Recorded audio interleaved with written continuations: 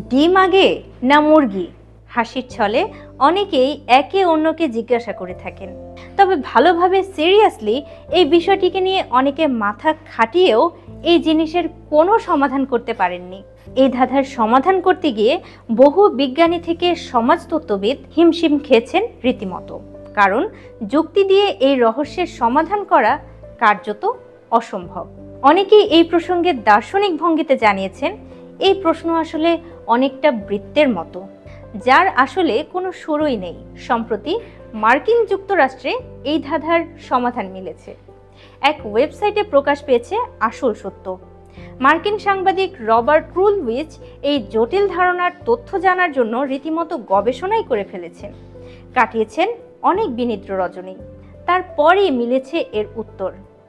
NPR নামক মার্কিন ওয়েবসাইটে প্রকাশিত হয়েছে সেই ফলাফল। সেখানেই বলা হয়েছে অনেক সহস্রাব্দ আগে পৃথিবীতে বাস ছিল মুরগি সদৃশ এক প্রকাণ্ড পাখির। প্রাগৈতিহাসিক সেই পাখির জিনগতভাবেই অনেকটাই মুরগিদের কাছাকাছি হলেও তা মোটেও মুরগি ছিল না। বিজ্ঞানীদের বক্তব্য সেটি আসলে এক ধরনের প্রোটোচিকেন। মুরগির সেই প্রাচীনতম পূর্বসূরি এক ডিম পেড়েছিল। সেই ডিমেই পুরুষ সঙ্গী বেশ কিছু নতুন বৈশিষ্ট্য যোগ করে।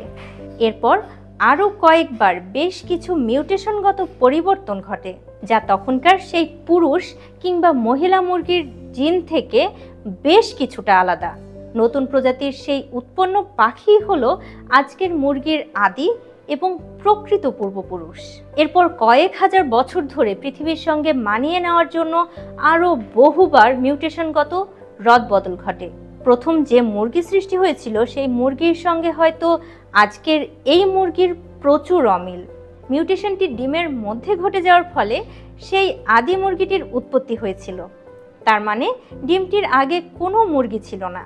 অর্থাৎ পুরো ঘটনাটি সংক্ষেপে বলতে হলে প্রাগৈতিহাসিক মুরগি সদৃশ এক পাখি ভিন্নধর্মী এক ডিম পাড়ার ফলে উদ্ভব ঘটে আদি মুরগির।